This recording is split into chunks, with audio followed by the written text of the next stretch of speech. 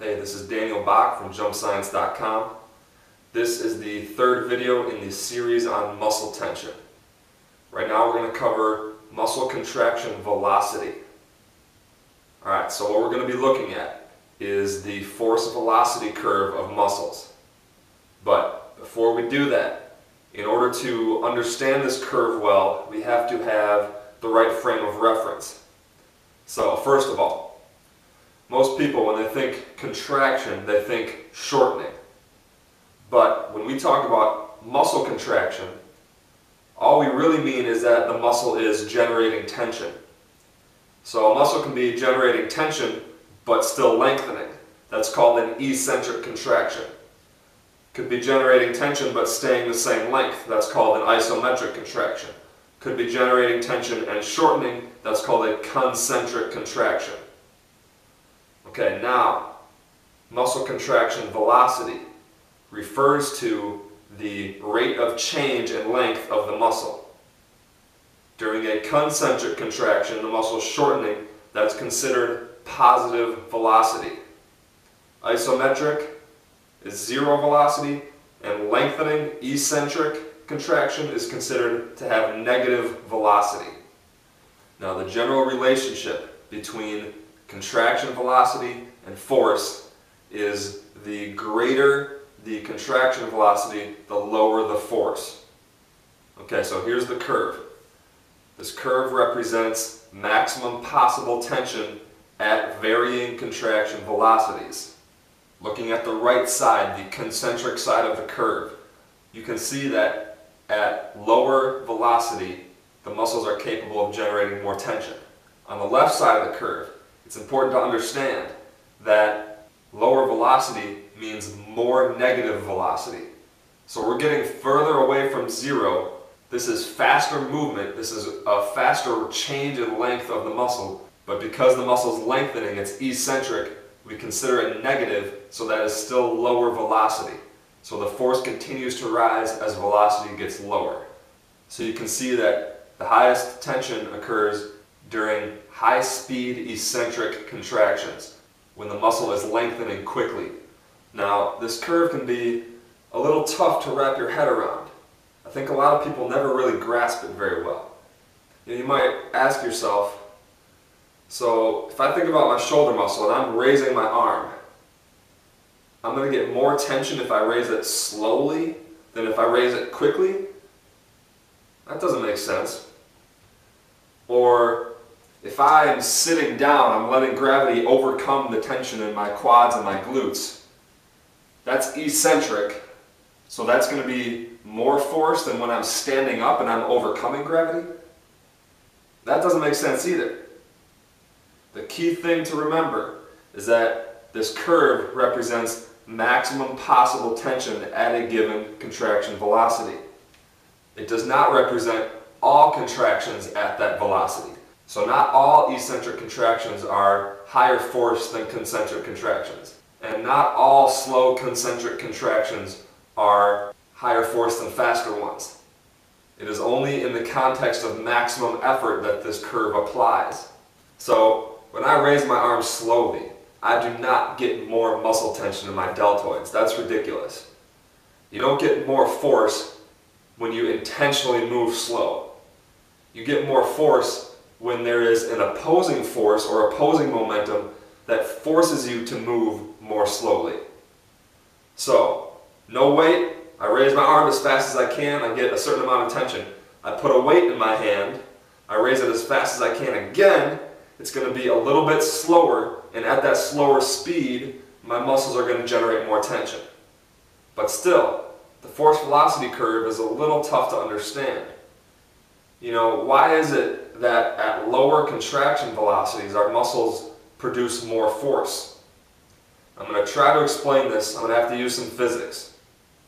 Newton's third law states that for every action there is an equal and opposite reaction. What that means is when object A applies force to object B applies an identical force in the opposite direction to object A. So I clap my hands apply equal and opposite forces to each other. Right now, earth is using gravity, it's pulling me down, I'm actually pulling up on the earth with the same force. It's just the earth is so big it's not affected by it. I'm standing here right now and I'm pushing force into the floor. The floor is pushing up on me with the same amount of force. Okay, everything is equal and opposite. Now, stay with me here. If I squat down and I push more force into the ground is going to push more force up into me as well. Now notice, the ground did not change. What changed was what I was doing. But because I'm putting more force in, the ground is putting more force in. Okay, now consider this elastic band. Now I'm pulling the band apart. The band is pulling my hands together. Those are equal and opposite forces. Now, they're going to stay equal and opposite no matter what. It's a law of the universe. So, if I increase the force that I'm pulling with, the band is going to increase tension to match. The other thing that's going to happen is the band is going to lengthen. So, when I increase force, the band increases force and it lengthens. Now, the band didn't change. What changed was what I'm doing, but that produced lengthening and higher force in the band. Now, have we seen that pattern before? Yeah, it's in the force velocity curve of muscles. So let's think for a second about the force velocity curve of this band. So we're starting on the left side with fast lengthening. Now, in order to do that, I had to produce a lot of force with my hands. That was matched by higher force in the band, right? And it also lengthened. So we have fast lengthening and we have high force, just like muscles. Now, if it's lengthening more slowly, it's less force for me, it's less force in the band. Now, if the band is overcoming me, obviously that's less force from my hands, less force in the band, right? Because they have to stay equal. If the band is overcoming me quickly, obviously that's less force from my hands, less force in the band. So it's not like the band has different strengths at different velocities. What's actually changing is the force from my hands. Now the change in that force produces the change in the velocity in the band, and it produces the change in the tension, the force in the band, because of Newton's third law, equal and opposite forces. So the band lengthening and greater force, they occur together, but one does not cause the other. Rather, they are both caused by the increase in force from my hands. Now, your muscles work the same way. Your muscles do not have radically different ability at lower contraction velocity. No matter what the velocity, it's always just protein filament binding to other protein filament and trying to curl. Alright, that doesn't change. What changes is the opposing force or opposing momentum. When you have greater opposing force or momentum, it forces the muscles to a lower contraction velocity. That should make sense. That greater opposing force also elicits greater muscle tension because of Newton's third law, equal and opposite forces. So, the lower contraction velocity does not produce greater force. The two things occur together, but they are both caused by greater opposing force. So, hopefully, that helps you understand where this curve comes from. Now we need to apply this information to movement. Alright, we've covered now 4 different factors that influence muscle tension. We talked about effort level, muscle length, contraction duration, and contraction velocity. Now with those 4 factors, we can look at any movement, any point in that movement, and get a pretty good idea of what kind of muscle tension is being generated at that point. So rather than just look at contraction velocity right now, I'm going to just look at an entire movement and talk about all 4 of those factors as we go through it. So let's talk about squats. Alright, so the key muscles we're going to be looking at are the quads and glutes, since we're going to be flexing our knees and our hips. So, as I begin to descend into the squat, I'm going to use eccentric muscle contraction to control the weight. Now, eccentric muscle contraction can be very high force, but not all eccentric contraction is high force. In this case, I'm still in a strong biomechanical position here, so it's not going to take very much effort for me to control the weight. So I got low effort. Also, the muscles are not lengthened yet. They're still fairly shortened. Muscles are stronger when they're longer. So even though this is eccentric, this is not particularly high tension yet.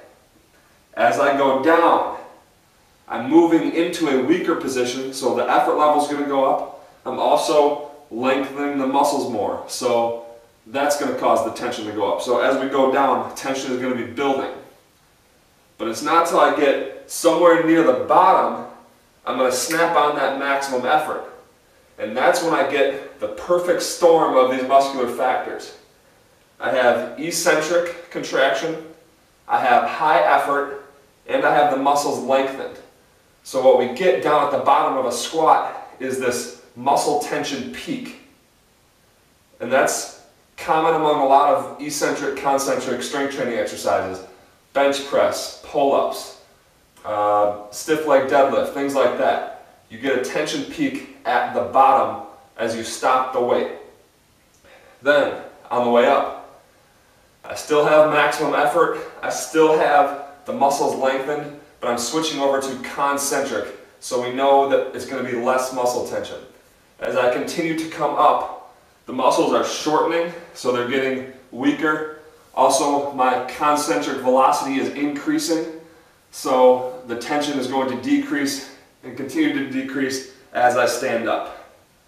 Now, let's talk about the impact on muscle tension if I make some changes to the exercise. First, if I drop into the squat quickly, what's that going to do? Well, on the way down, I'm producing less tension, less effort, but when I get to the bottom and I turn on that maximum effort, now I have more downward momentum, more opposing momentum. That's going to force me into a higher speed eccentric contraction, a lower contraction velocity, so I'm going to get a higher tension peak down at the bottom. So, if you are trying to get nice and sore, or if you want to generate a lot of muscle tension, dropping quickly into your squats is a great way to do it. Now, I'm not saying everybody should do that. You have to have a lot of skill in the movement before you can do that. But if you have that skill, it can be a useful tool. Now let's say I do a box squat. I go down with my less than maximal effort. Then at the bottom, instead of having to turn on that maximum effort to stop the weight and turn it around, I just sit on a box. Then on the way up, it's purely concentric. So I lose that eccentric muscle tension peak at the bottom when I do a box squat. So let's say you are already sore and you don't need to get more sore. You can do box squats. Let's say you want to be easier on your knees. You can do box squats. You don't get that muscle tension peak in your quads at the bottom. Now on the same note, what if I go ass to grass and I go down and I set my hips on the back of my calves? That's going to have a similar effect to box squat. You're going to lose some of that tension peak. Now let's say I put more weight on the bar. On the way down, it's going to take more effort. I'm going to get more muscle tension. On the way up, I should have maximum effort at both weights, but the heavier weight is going to force me into a slower concentric contraction, and we know that that's going to be a little bit higher tension. So on the way down, on the way up, it's higher tension. But at the bottom, the muscle tension peak, it could be higher with higher weight, but we also have to consider the velocity. When we have less weight, we tend to go down a little bit quicker. So you may have more opposing force with heavier weight, but you might have more opposing momentum with lighter weight. That muscle tension peak at the bottom is probably going to be very similar even with lightweight versus heavyweight if you're using maximum effort. Now I haven't yet mentioned contraction duration. And that's because it's generally not an issue with squats because the movement takes more than long enough to generate max tension, so you don't really need to discuss that. However, on the topic of weight, if you're doing squats that are so light, say you're doing 10% of your max and you're dropping down that quick, well, now you don't have enough time to generate max tension. So then that becomes the contraction duration is an issue there. But if you're doing any kind of reasonable weight, it's not a factor. Alright, now recall that we were trying to select the exercises that involve the highest muscle tension in the glutes. When we factor in contraction velocity, we can eliminate box squats. We don't have an eccentric muscle tension peak at the bottom. We can eliminate deadlift. Same reason. You set the weight on the ground, you don't get that tension peak. Clean and snatch from the floor. The pull on the way up is concentric. So we know we don't get the highest glute tension there. Now the catch is a little interesting. Honestly, it's a little too complex. I don't want to talk about it right now, but we're going to eliminate clean and snatch. So that leaves us with squats, lunges, squat jumps, and lunge jumps. Now if we're comparing squats and lunges with weight versus squat jumps and lunge jumps with just your body, squats and lunges with weight, you're going to have more muscle tension on the way down and on the way up, but that peak tension at the bottom may actually be very similar. How? Well, here we have more opposing force, but squat jumps and lunge jumps, you have more opposing momentum because you're dropping down from a jump. So if you do a good job of dropping straight into a squat or straight into a lunge, you're going to hit that position with a high eccentric speed. So even though you're not going to have as much time to produce force, that greater speed is going to allow you to generate a lot of tension. Now in the end, I'm going to say that squats and lunges win this battle. They are the exercises that involve the highest amount of tension in the glutes from what we've looked at. But squat jumps and lunge jumps are not far behind in terms of that peak tension at the bottom. And I wanted to keep those around to demonstrate the impact of that velocity. Alright, I think I'm going to do 2 more videos in this series. In the next one I'm going to talk about the bilateral deficit, and that's actually going to help us distinguish between squats and lunges which one has the highest glute tension.